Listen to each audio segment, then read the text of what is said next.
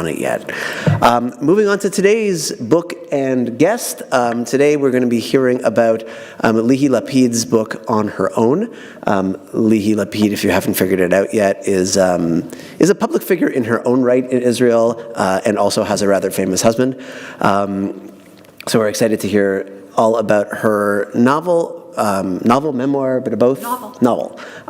From Cynthia Good. Cynthia is a longtime contributor to our book and film club here at Beth Tzedec, had a long career in publishing at Penguin Canada, and was also teaching for a number of years at Humber, and now is an educational and literary consultant, as well as a book reviewer to our book club and many more. It's great to have you back with us, and we're looking forward to hearing what you have to say. Here's Cynthia.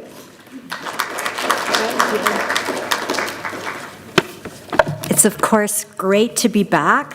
Thank you, Danielle, for inviting me again, and thanks to Rosalie for organizing everything. Okay, I'm just going to make sure everybody can hear me all right, and if at any point I'm like looking down or looking up or looking around and you can't hear me, let me know. So it is a pleasure to talk about this book, and I hope you enjoyed reading it, because I certainly did. The first thing to tell you is, as you probably figured out for yourselves, this book was written before October 7th, but published shortly after the war began. More on that later, because we do have some words from Lihi Lapid herself about the situation and how she felt about the publication being then. But let's talk about this book.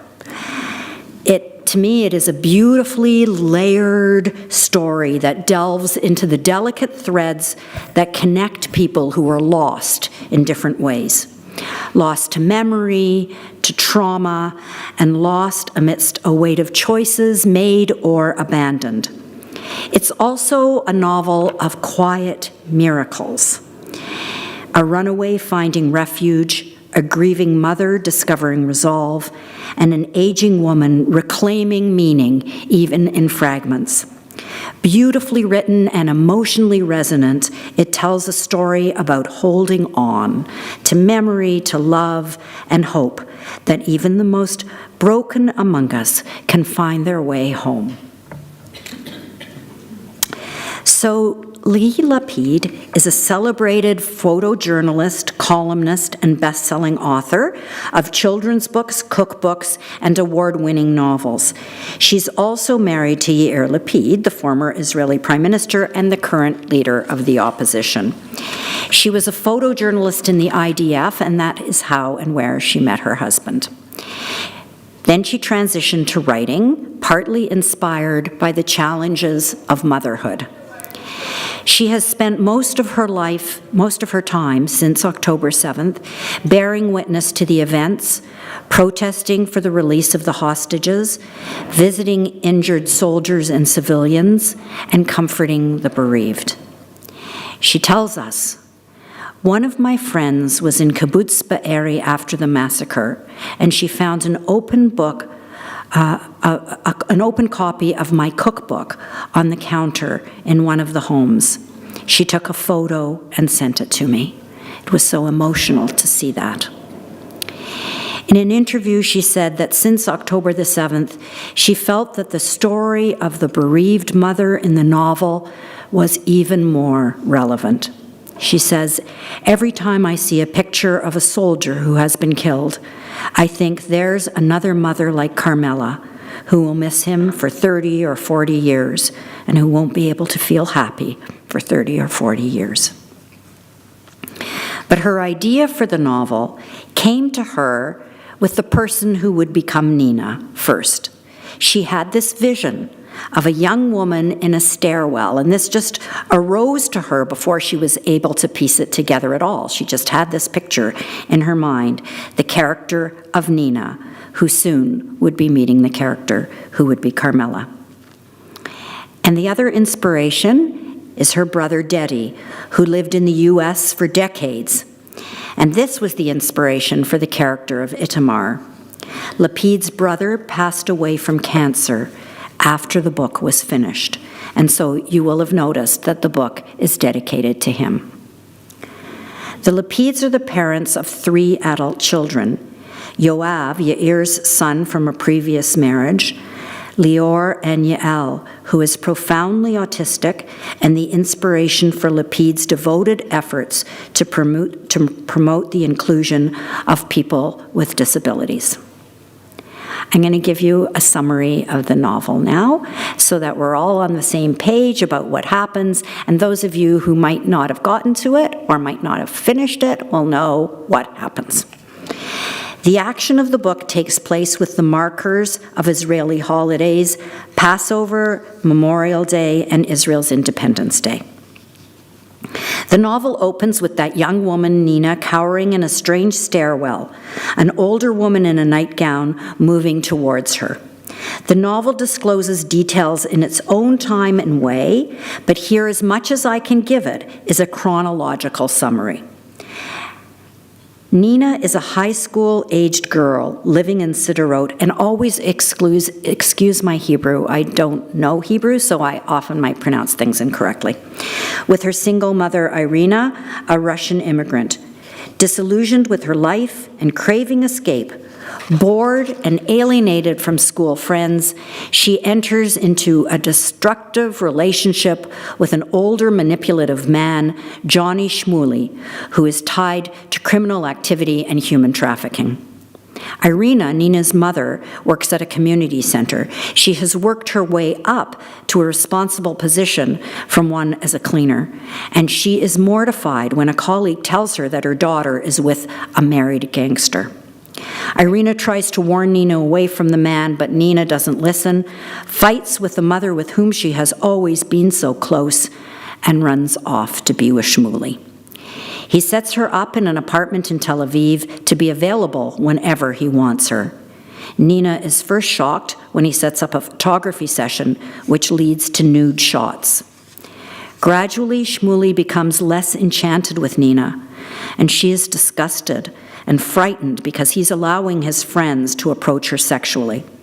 She's also very bored in the apartment. She's almost like a prisoner there, and so she asks for a night out. Sadly, this was a big mistake. She finds herself being sexually molested by Shmuley's friends, and during this evening, Nina witnesses a murder, and she flees, knowing that Shmuley's associates will try to track her down. And so she finds herself alone in Tel Aviv, discovered there in the stairwell by Carmela, an elderly widow suffering from dementia. Carmela lost one son, Uri, a fallen soldier. The other, Itamar, with whom she was exceedingly close, has decided to move to the U.S. for a work opportunity. Although he said it was for a year, it is obviously now permanent, as Itamar's wife and daughter definitely prefer America. Itamar begins to suspect that Carmela is not well and feels guilty that he does not go to her. The greatest loss for Carmela when Itamar and his wife moved was the loss of her granddaughter, Dana. And now, in her vulnerable and confused state, she believes that Nina is Dana and brings her into her apartment. Nina, desperate for safety and refuge, goes along with this. After 10 days of Nina being gone and with the first Seder approaching, Irina decides to tell the police that her daughter is missing. Although the policewoman is sympathetic, she convinces Irina that her daughter will soon return and suggests that she talk to her friends. Irina talks to Nina's friends, but no one has heard from her. And then Shmuley himself appears at Irina's apartment looking for Nina and confusing Irina. He is trying to find Nina since she is a witness to the murder. He takes Irina's phone, and Irina realizes that Shmuley is determined to find her daughter, and so she worries about Nina's safety. Nina becomes truly fond of Carmela, takes care of her in every way. When Carmela leaves the apartment and Nina can't find her, she turns to Aitan, whose mother Hagit runs the supermarket, and who was once close to both of Carmela's sons, and still tries to keep an eye on Carmela. Aitan and Nina fall in love, despite the fact that he comes to realize that she is not who she has allowed Carmela to believe she is. Nina misses her mother even more as Carmela's condition worsens. Nina thinks her mother would know what to do.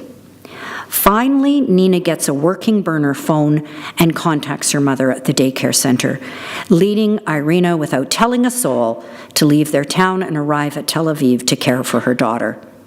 Meanwhile, Shmuley is recognized in the lousy hotel he's trying to hide in and is reported to police, and he almost feels relieved to be captured.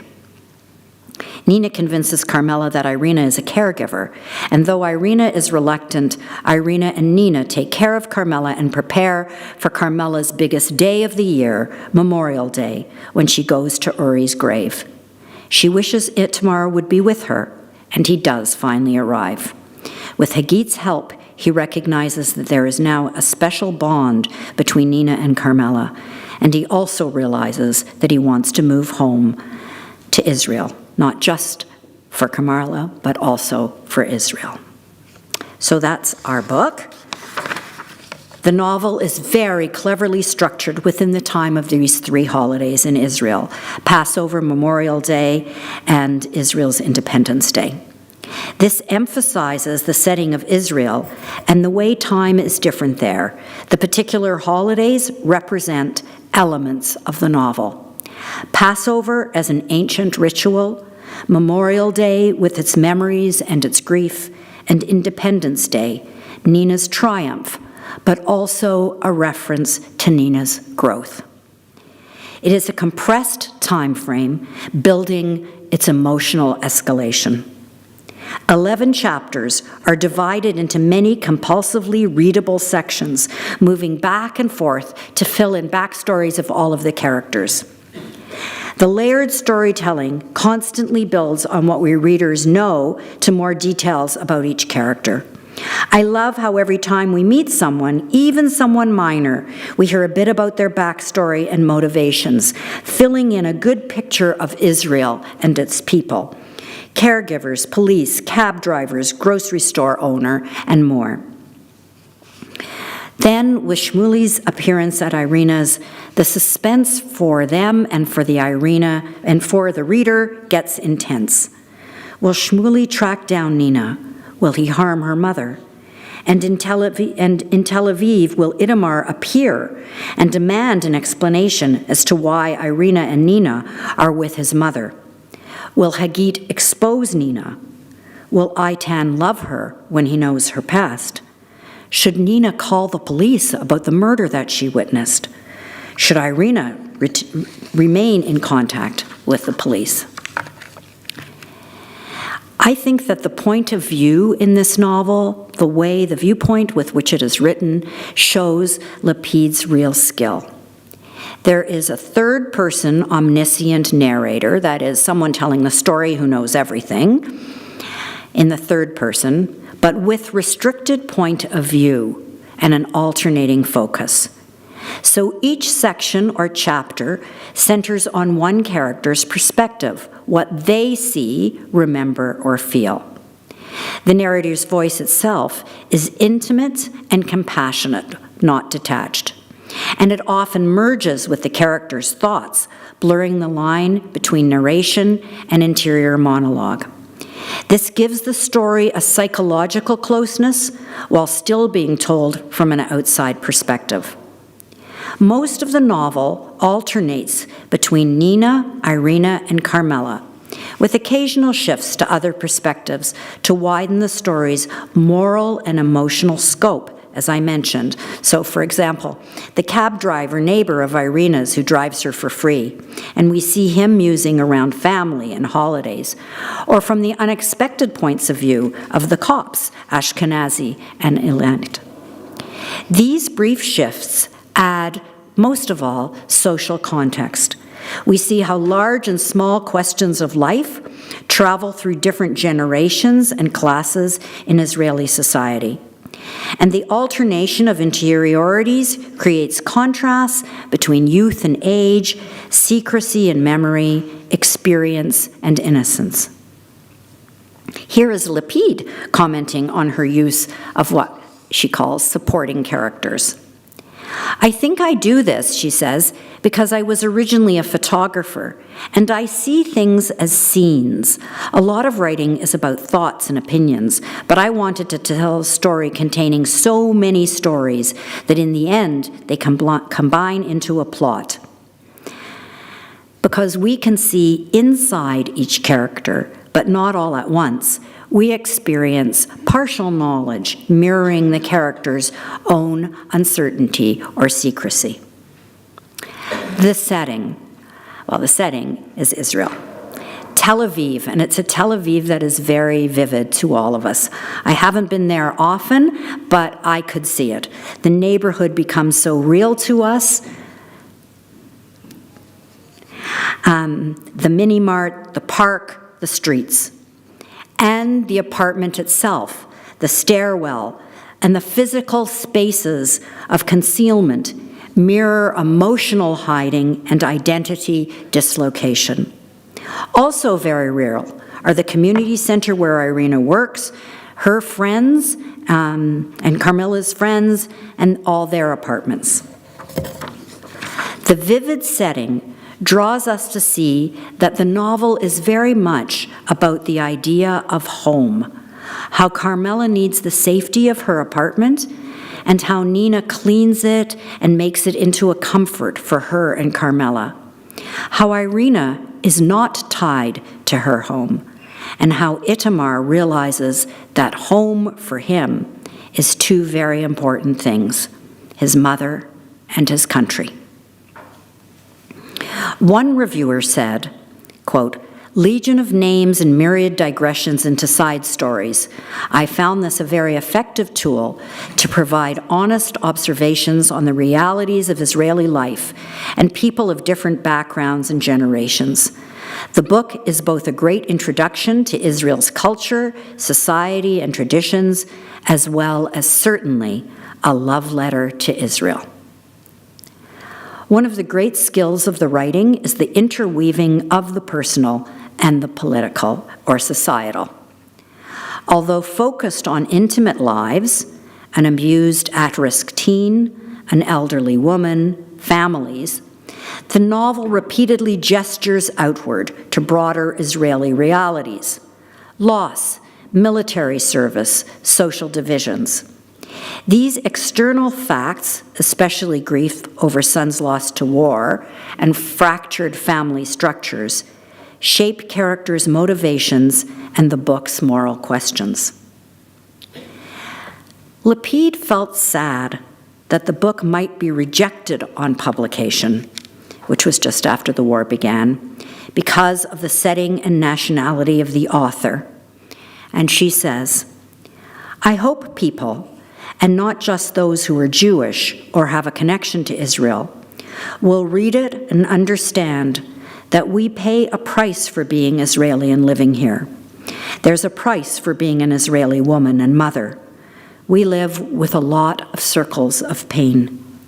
Now that the book is being published in English, I think people who read it outside of Israel will have a greater understanding of what it means to be Israeli, of the price we pay for our life here, and that's very meaningful to me."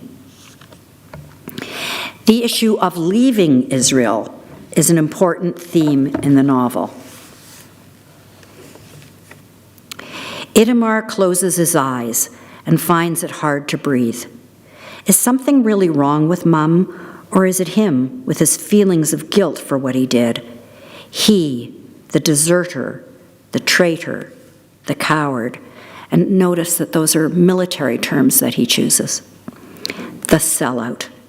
How many times had he heard his parents say those words about their friends' children who left the country? Words used by Israelis of their generation who built the country and saw their children leaving it, trickling out. His generation gives it a different label. Relocation, they call it.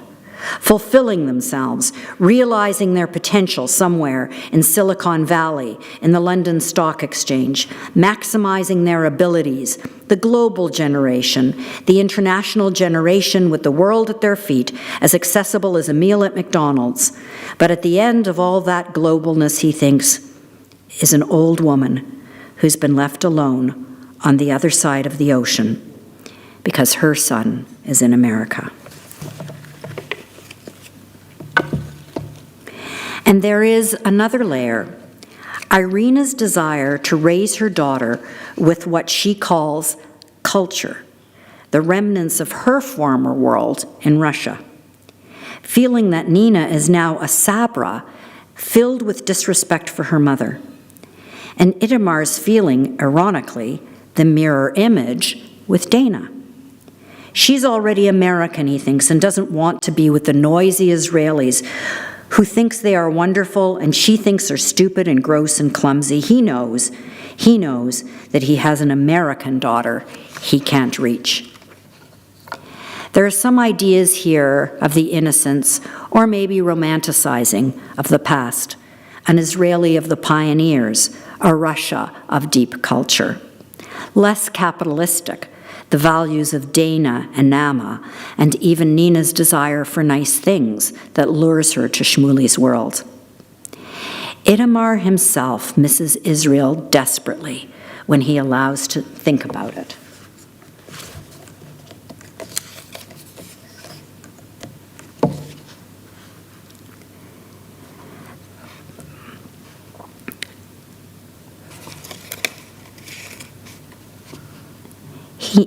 That's how they are at that age, Naama told him, especially girls. But he has no idea about girls and how they act. He knows only that he has an American daughter he can't reach. And he has to insist on visits to Israel, even if Dana says she doesn't want to go. That Israeli thing, that good thing that connects them all. It's so easy to move away and remember how prickly Israelis can be. And here's a reminder of the togetherness and solidarity. But why is it always at a time of loss, he thinks, and a moment later he says to himself, that's not true. Israeli brotherhood exists even at good moments. The friends you don't have anywhere else, the holidays, the centrality of family, the sea, the language. Even in America, the Israelis stick together because no one can understand them the way they can understand each other. But Itamar's wife, Naama, has a different reaction, and we can see this when we read her words.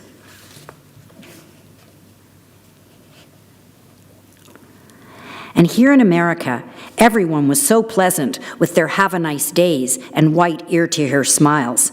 And although she had found that obvious phoniness funny at first, now she loved it. It was nicer than the kibbutz, where everyone told her to her face what they thought of her and her family, everyone meddling in everyone else's life. We can also see that Itamar's guilt around his mother and his feelings about Israel itself are entwined. He wants to go home to both. Now let's look at some other themes and relationships.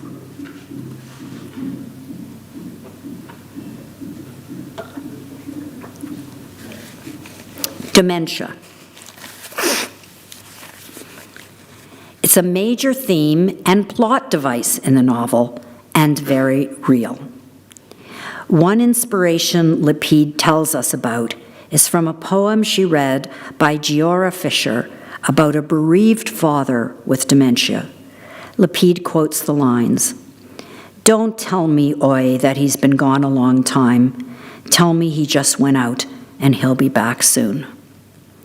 For her, this was, she says, the most heartbreaking poem I've ever heard. When I heard that poem, I knew that was the essence of Carmela, that she wants to be in that place where in just a moment he'll return. In Carmela, we find a moving and accurate portrait of mid-stage Alzheimer's. For example, how her apartment is filled with notes, large, small, pasted, pinned, thrown about.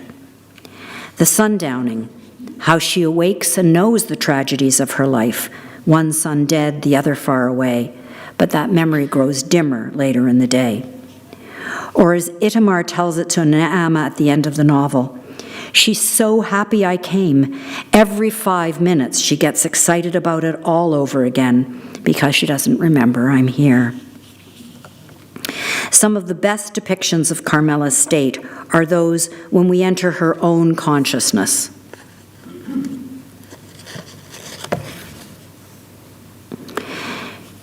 She sits down on a bench, waiting for the wave of blankness to flow through her and pass.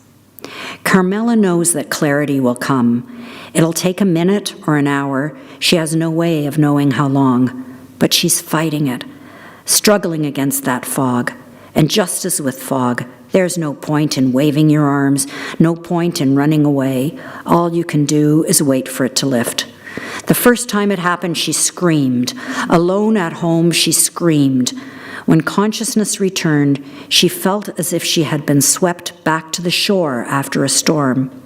She tried again and again to fight it until she realized there is no point. It comes and goes. She doesn't know where she is anymore, present or absent. In time, she learned to let it go, not to fight, to let the fog embrace her and wait. And only deep inside her, when she feels it coming, she mumbles, Uri, Uri, Uri. She has to remember him. Who will remember him if she doesn't?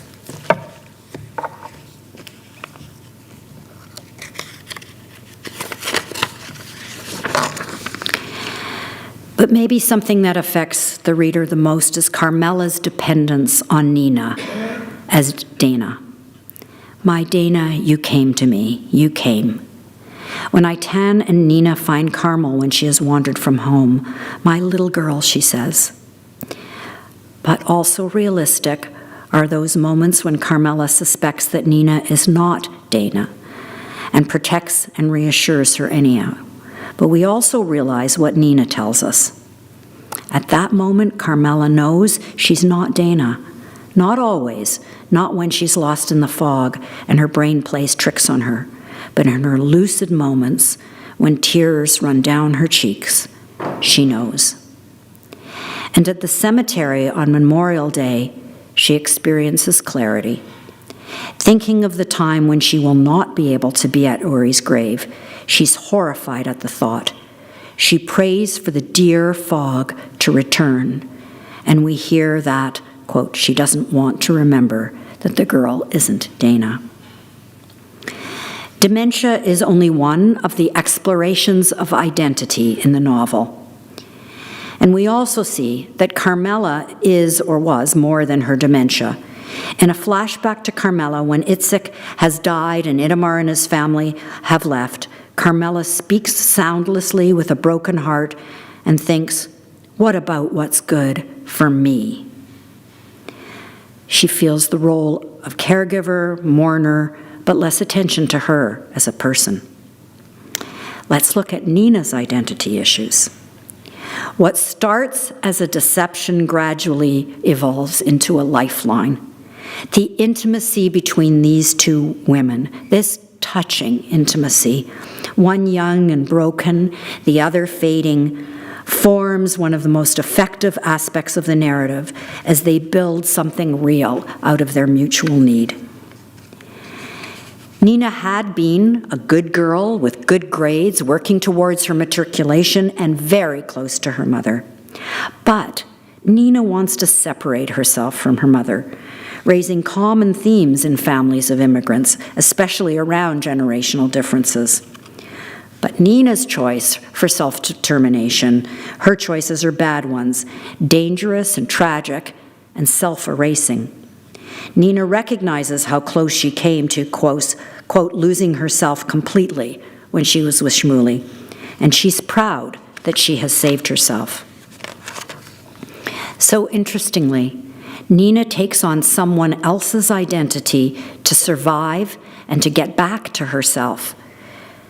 The trajectory of her maturation and development, of her becoming her own person, comes in her realization that she had chosen the wrong path, that what she once rejected would have been better, as she thinks of her friends matriculating and going into the army. And growth comes as well in the gentleness of her relationship with Aitan, more on that later, and of course in the relationship with Carmela. Nina's character arc is beautifully depicted in the novel. Here's an example of her conflict between self-preservation and worry about both of the older women in her life. She has to find a way to warn her mother and tell her that she is okay. It'll wait until tomorrow, but she mustn't get too confident. She can't let herself enjoy this weird game too much. She has to get out of here.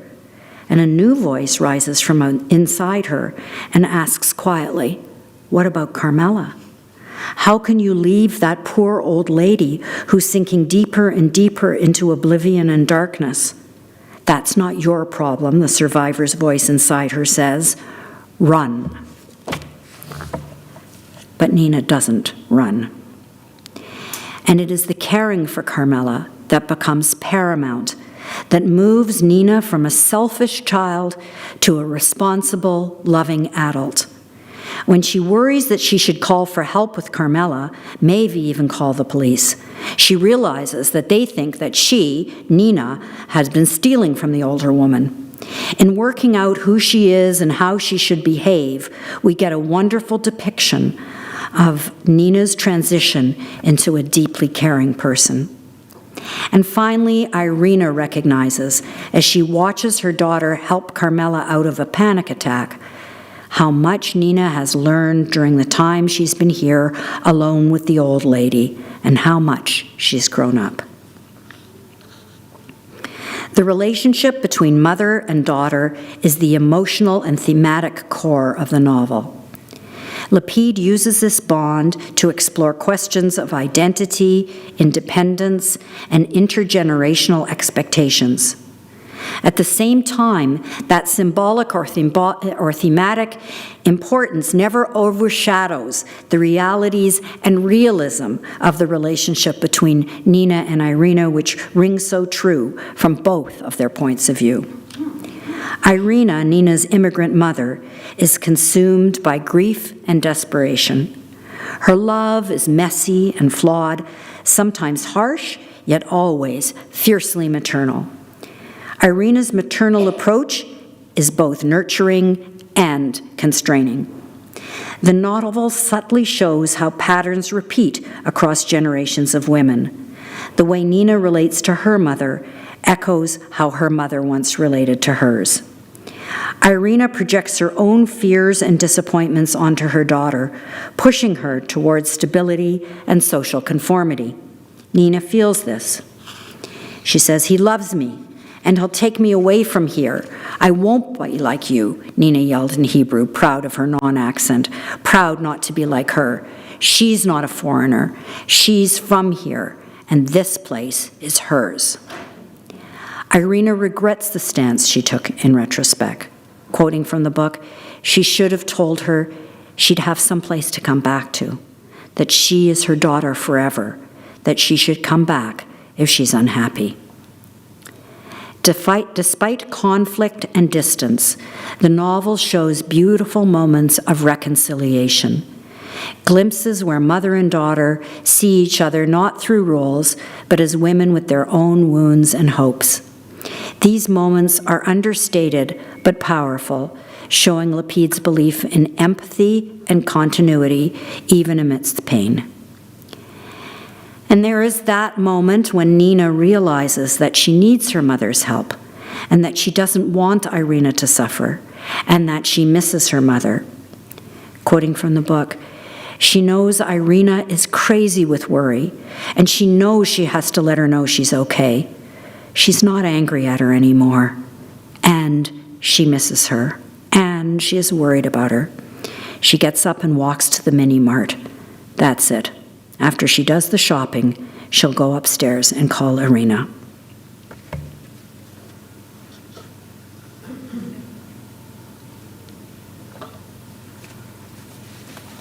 Mothers and sons.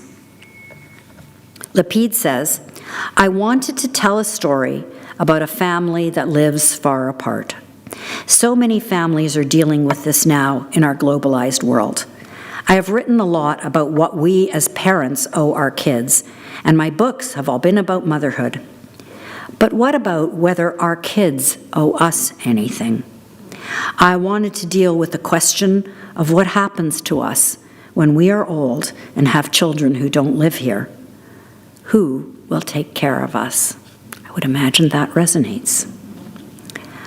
It's a good question to ask, and one many of us grapple with. And it does bring those conflicting thoughts: independence and freedom for our children, but the yearning to have our family close. When Itamar tells Itzik and Carmela that his family are leaving for America, Carmela wants her husband to insist that they stay, that without them, without her granddaughter, she couldn't survive. But Itzik says, children don't live for their parents. He says, you gave him everything. Don't stop him now. Let him do what's good for him. Think of him.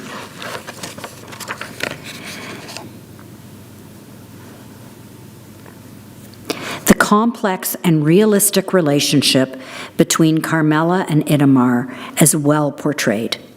While Uri had been Itzik's favorite, Carmela had always doted on Itamar, particularly, of course, after Uri's death.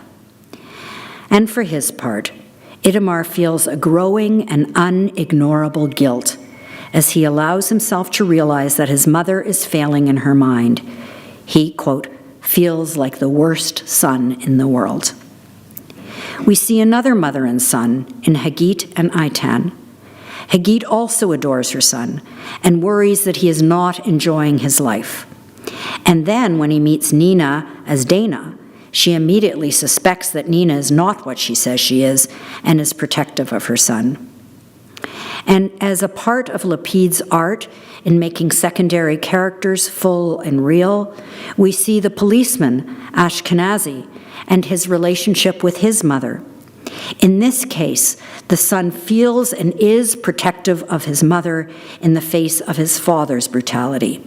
He says his mother is the whole world to him, and fighting this brutality, protecting his vulnerable mother, is his motivation for joining the police.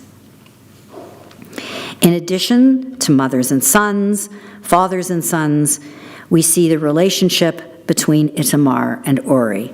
In fact, family and what makes family is an obvious theme in the book.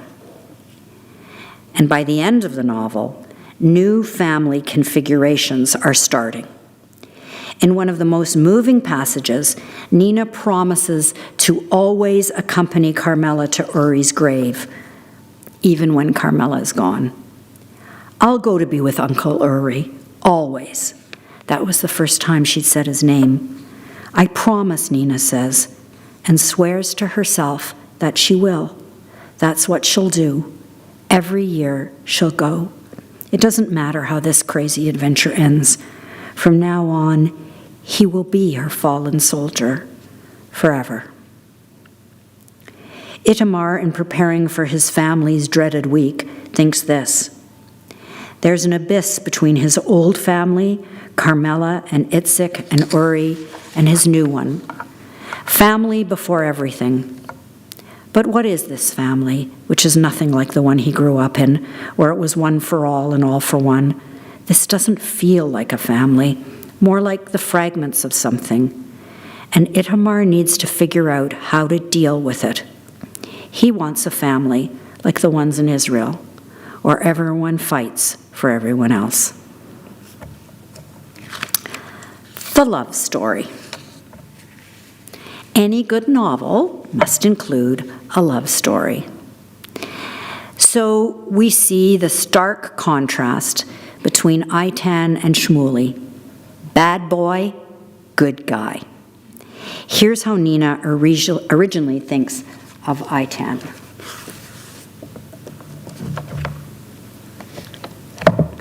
It won't be very pleasant when Eitan finds out who she is or who she isn't. It'll be a lot more than just unpleasant. She feels a pang of regret because she likes that Eitan. She's surprised she's even thinking about him. Good boys never interested her. And he's from Tel Aviv. Curls, shy. They have nothing in common, water and oil. What could they talk about? She'd eat him alive. And yet, She actually likes his gentleness, that distracted look he has. But how could she, who has lived through things a pampered kid like him could never understand, explain to him what happened?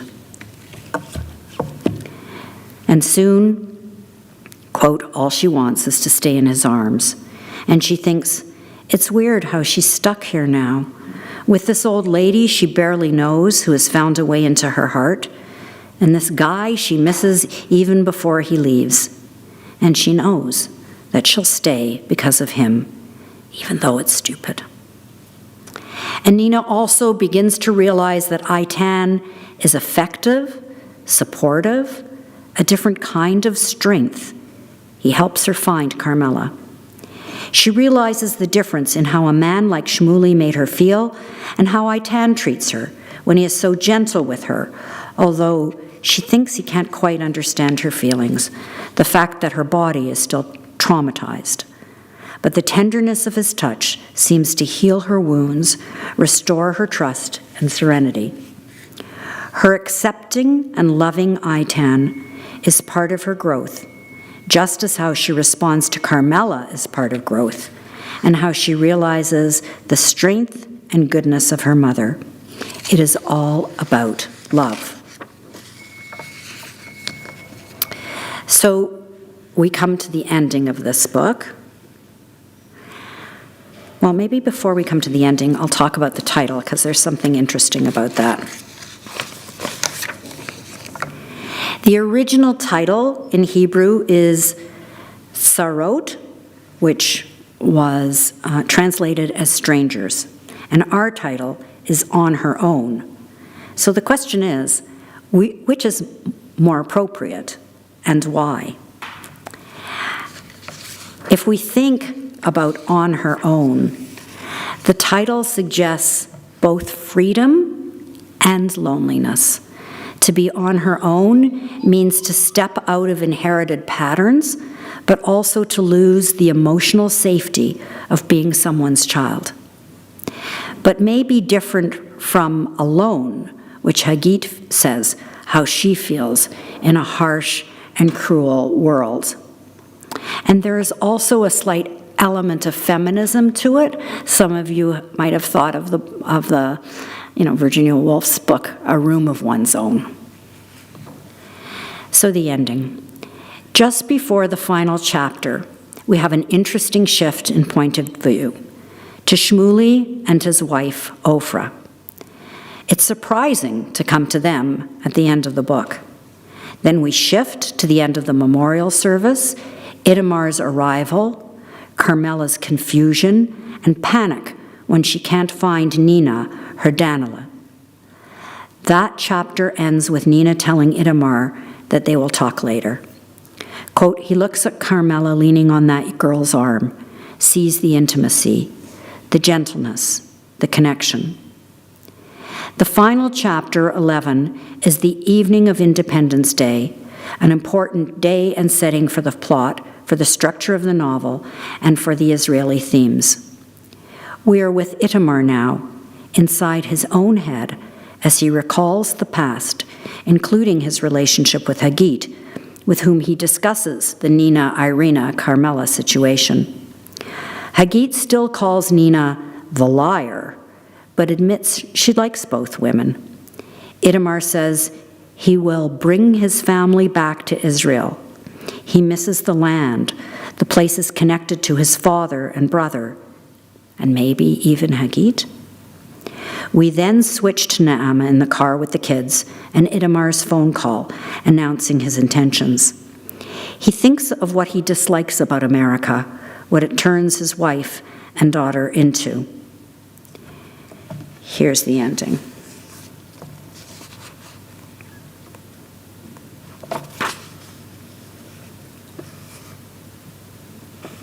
He's thinking about the life in California. He doesn't want that to be his life. And he knows this is the time to come back, because if they don't, that's how it'll be. Is he serious? Dana whispers to Naama, and Naama shrugs in confusion and then nods, because apparently he is. I love you, Itamar tells Naama. You don't know how much. And I want us to be here. I want the sea. I want barefoot. I want falafel. It isn't scary. It's wonderful.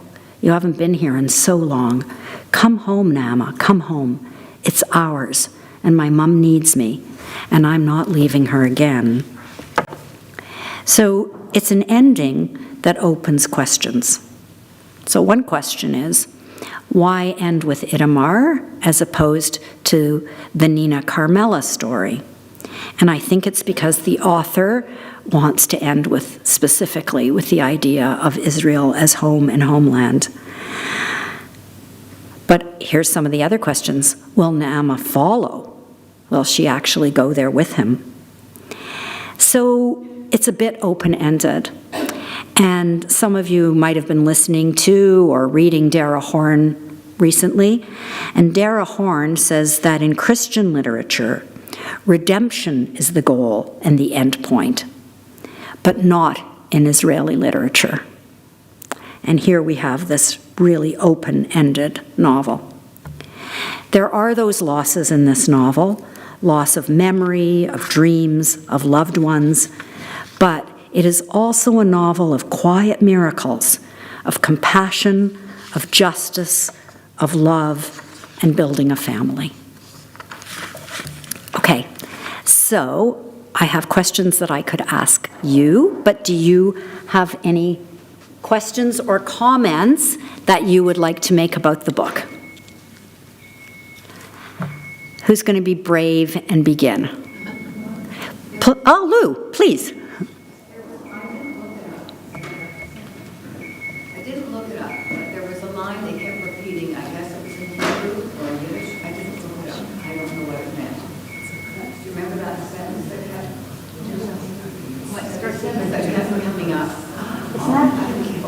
Terrible, I don't remember it. Oh, it was a swear word. Yeah, that's a swear word. Were they swear words? Yeah. Is that what you said? I could pretend. Well, whoever finds it, let us know. No, Someone here will know what it it's means. an expletive. It's an expletive? Yeah, Oh, for sure. Okay. I looked it up. Good for you. I don't even remember. Okay, any other questions, comments about the book? Please. I love the book, but the ending I didn't find satisfying because everything was open-ended. He looked at Hadjid, and he said, like maybe he'd get together with her, but then maybe his wife is going to come. And there was what happened with Shmuley, like... Oh, he's arrested. He's arrested, but his wife loved him and was staying by him and paying the legal fees, and then she said, well, maybe I'm going to keep money for myself. Like, what happened with him? Like, it was just unsatisfying. I love the book, but the ending was unsatisfying on many different levels. Okay, so the comment was about how unsatisfying the ending is, how so many things are kind of not finished in that ending. And you raise the issue of Shmuley's family as well. So we get these pictures of all these families, and has anything been kind of reconciled? It's so open-ended. And I think, I'm going to say for myself, I suppose what I really wanted was some real emotional hit with Carmela and Nina and Itamar. And Irina even. Like, I want to pretend that they are making a new family. It's hard for me to imagine that Naama and Dana are going to come back to Israel. It's just hard for me to imagine that the way they are, but we don't know. And that's why I mentioned what Dara Horn had said, is that this kind of idea that we often have about an ending being redemptive, like, sort of somehow saying, and everybody comes out and understands everything, and everybody, that gets what they deserve. She's saying that is not an Israeli concept. And this is very much an Israeli book. So we're just not, we're not going to get that here. Anyone else? Thank you. Please. I was annoyed. I'll repeat the question to you. I was annoyed by the image of the American, I'm going to call her the American Israeli wife. No one else got that kind of treatment in the book. And Lapid makes certain assumptions about American women. And I was wondering if she had ever spent, I went trying to look it up, and whether she had ever spent any time in the States to have had that concept, making her the bad guy and not the son. Okay, so the question is about the depiction of Itamar's wife, Naama. It's a kind of negative depiction of an American Israeli woman and what she and her daughter become, and nobody else really gets that kind of treatment in the novel. And I think you're right. I don't know what her experience is, but someone commented in another book club that there's also a kind of anti-capitalism theme that moves through the book, and that is just part of it. And it is also captured a little bit in Nina, right? Because what attracts Nina to Shmuley? The promise of luxury. And I think the author is saying there is not a path to that easy life here in Israel. It's different. Now, of course, there's wealth there too, but I think that's part of it. And I'm going to tell you about another. I'll be with you in a sec. I'm going to tell you about another book that I've been reviewing called The Wolf Hunt. And in The Wolf Hunt, the themes are remarkably similar. And the people the Israelis living in California, there's a lot of the same kind of attitude towards them. So I have to presume that it happens a lot in Israel. A lot of people moving, particularly to Silicon Valley because of technology and the Israeli, how good Israelis are with the technology and getting these great jobs there, and their families moving and getting caught up in that. So, The Wolf Hunt is a very different kind of book, but the families are kind of facing some of the same things if you want to take a look at that book. I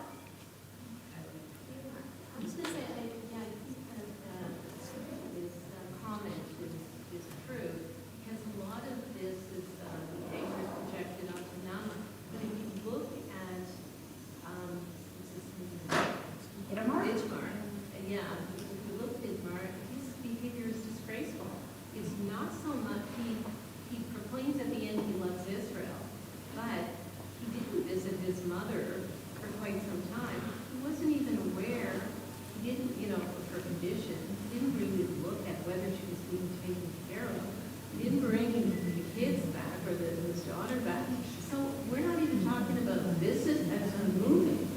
He wasn't connected at all. So he's the bad guy, not his wife. Okay, so Itamar is the bad guy, not his wife. And so Itamar, it is true, did not go back and visit, did not bring the children.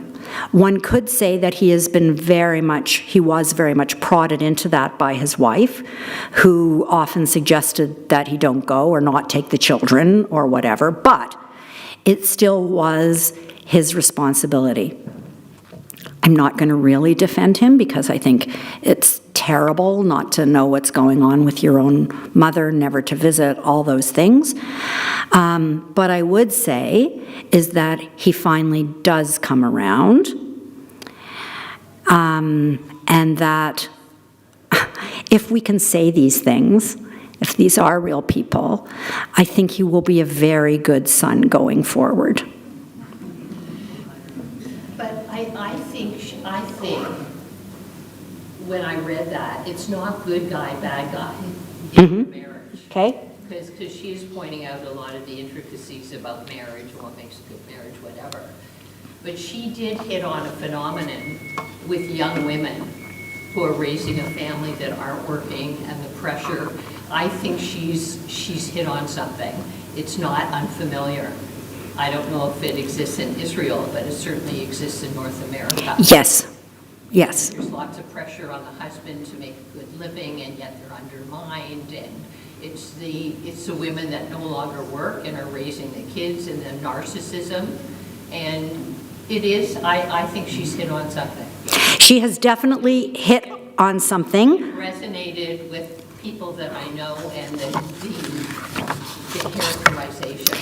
So The relationship. Thank you. So this relationship is one that's based and could be based anywhere, but it's in America. It is a group of women, the kind of group of women where the women are not working for whatever reason, and the things that they want to achieve are often better bodies, more money, a good way to look, whatever. And they are therefore pushing their husbands to do that because the husbands are the ones who are working. And I think that is a phenomenon, not maybe one that we're as familiar with, but I think it is. We certainly see it in the movies and television shows. I would say again, the other book that I've been talking about, The Wolf Hunt, really shows it and explores it even more. So yeah, you've hit on a theme. And this theme of what makes a family. Equality within a family. We do not see equality in any of the families, right? We didn't even see equality between Itzik and Carmela. There was a kind of struggle for the love of their sons, right? That was a little bit odd. I had asked another group, is this a feminist novel? And the answer was yes, in some ways it is a feminist novel. How does a woman, in what way does a woman, including what you've just been talking about, in what way can a woman be her authentic self, live her authentic life in whatever circle she may be in? And how good does she need to be? I love reading about Nina because I think Nina has learned so much. But Nina's story is also open-ended. Like, what's Nina gonna do now? Like, really? Is she just gonna spend her life taking care of Carmela? Again, I try not to go too far into imagining what's gonna happen at the end, but we can't help it because she's given us an ending where we think, oh, okay, what's gonna happen now?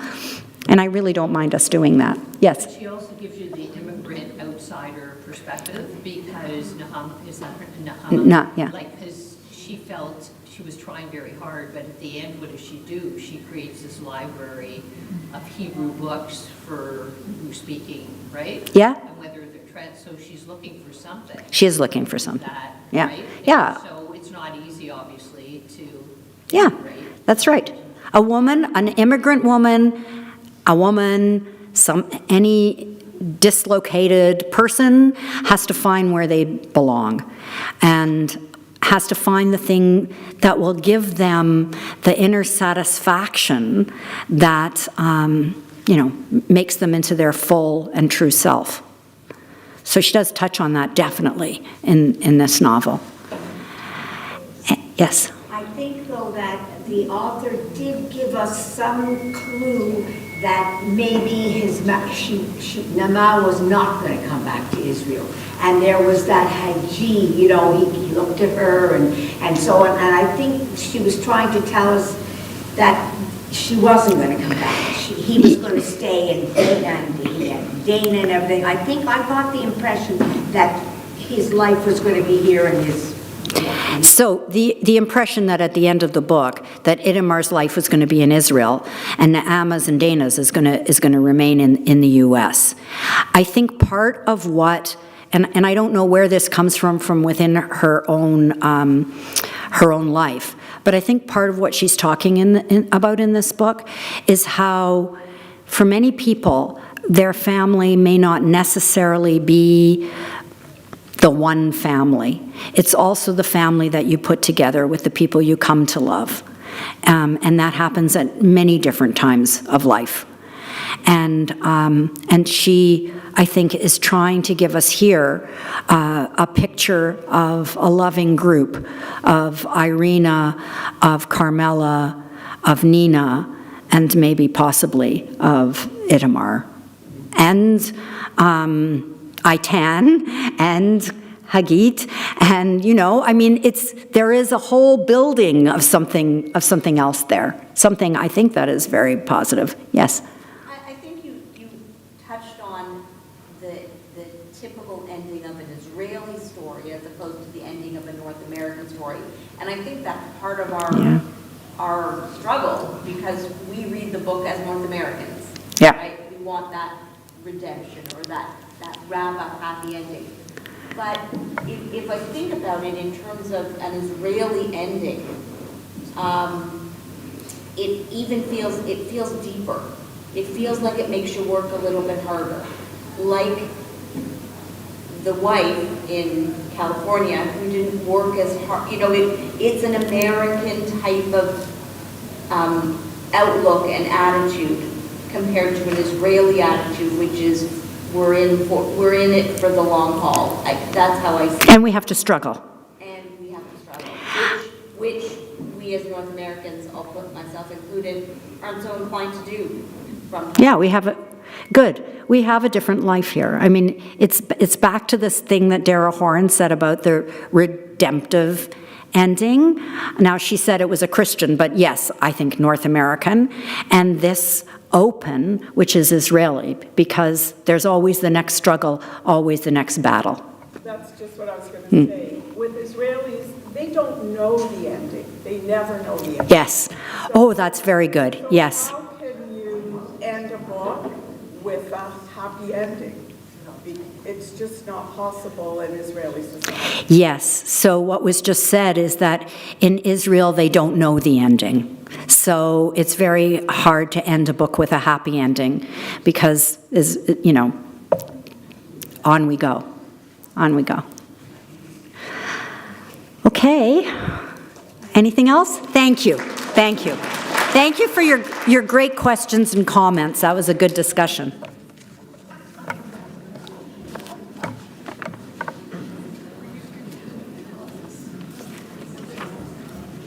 Thank you, Cynthia, as always. Thank you to all of you for being here.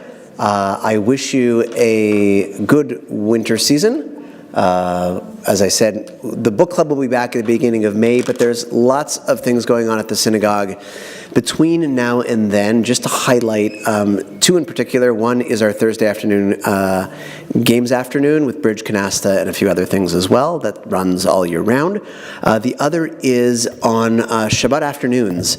After services and after Kiddush, we have a board game cafe that we have open here for folks of all ages and stages, and that's another opportunity to come and be together in community and engage. Please keep a lookout to the emails, the synagogue website for upcoming programs and events. Thank you again, Cynthia. Thank you, Rosalie, for your help as always. Thank you to Amica on the Avenue for their support of today's event, and thank all of you for coming. Have a great afternoon.